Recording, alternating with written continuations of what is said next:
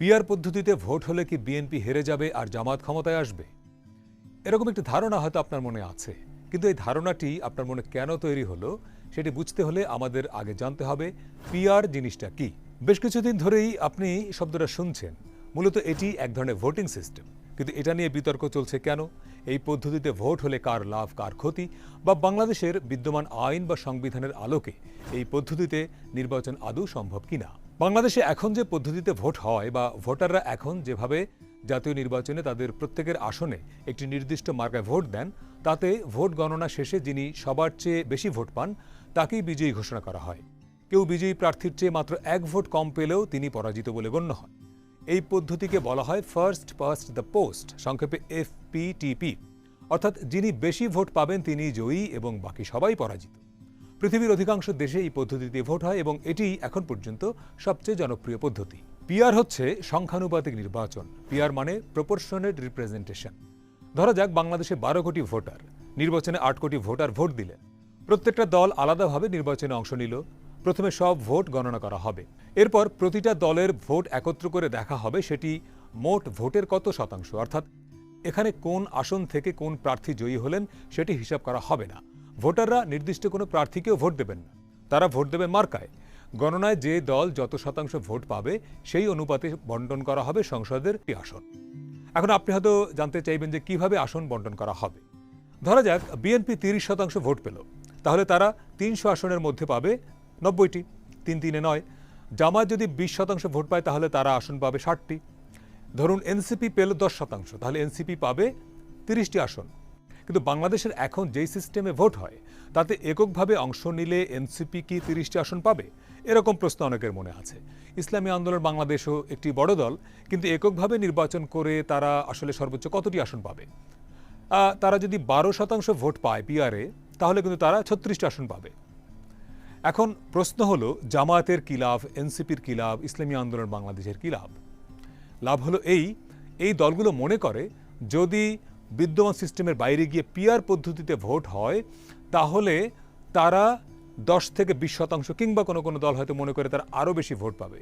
যদি তাই হয় তাহলে জামাত, এনসিপি এবং আপনার ইসলামী আন্দোলন বাংলাদেশ তারা মিলে যদি 50 বা তার কিছু বেশি শতাংশ ভোট পায় তাহলে তারা মিলে একটা কোয়ালিশন সরকার করবে।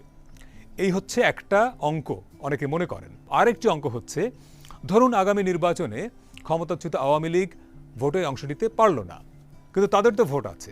এই ভোটগুলো কোথায় যাবে?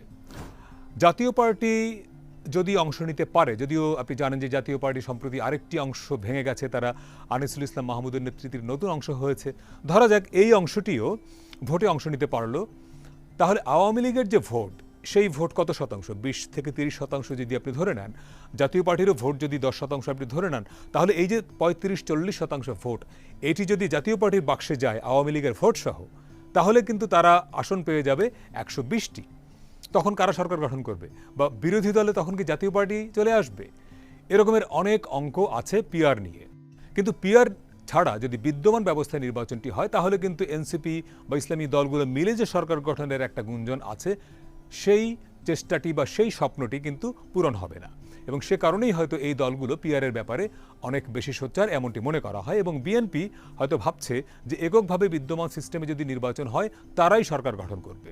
আপনার মনে এরকম প্রশ্নও থাকতে পারে যে যদি এটি খুব ভালো পদ্ধতি হয় তাহলে কেন বাংলাদেশে নয় এবং বিশ্বের কোথায় কোথায় এই পদ্ধতিতে ভোট হয়? ইউরোপের অনেক দেশে, Germany, Netherland, Sweden, Norway, Denmark, Finland, Spain, Portugal, Greece, এরকম অনেক দেশেই কিন্তু এই পদ্ধতিতে ভোট হয়। দক্ষিণ আফ্রিকায় পিআরে ভোট হয়, এমনকি ইসরায়েলেও এই পিআরে ভোট হয়।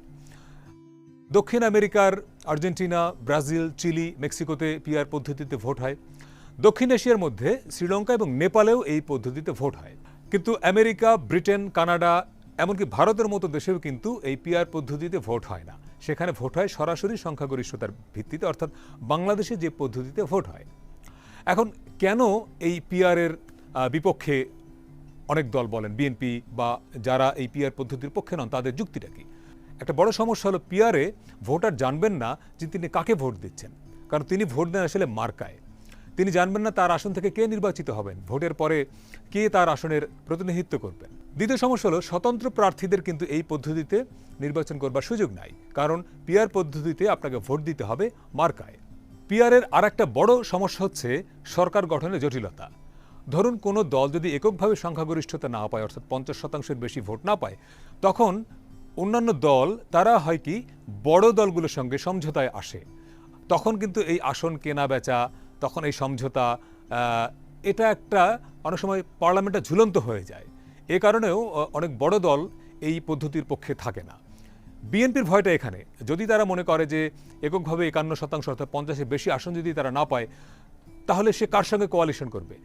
জামাত যদি তার সঙ্গে আসতে না চায়, এনসিপি যদি তার সঙ্গে আসতে না চায়, এই যে একটা ভয়। এরপরে বিএনপির আরেকটা ভয় বা বড় দলগুলোর আরেকটা ভয় থাকে যে বিদ্যমান ব্যবস্থায় প্রত্যেকটা আসনে তাদের ফিক্সড প্রার্থী থাকে, কিন্তু পিআরএতে আপনি ফিক্সড প্রার্থী রাখতে পারবেন না। তাহলে কোন আসন থেকে কে এমপি হবেন এটি দল তো নির্ধারণ করতে পারছে না।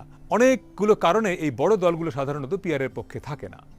এখন আপনি হয়তো ভাববেন যে বাংলাদেশের নির্বাচন কমিশন বা সরকার তারা কি বলছে, তারা কি ভাবছে।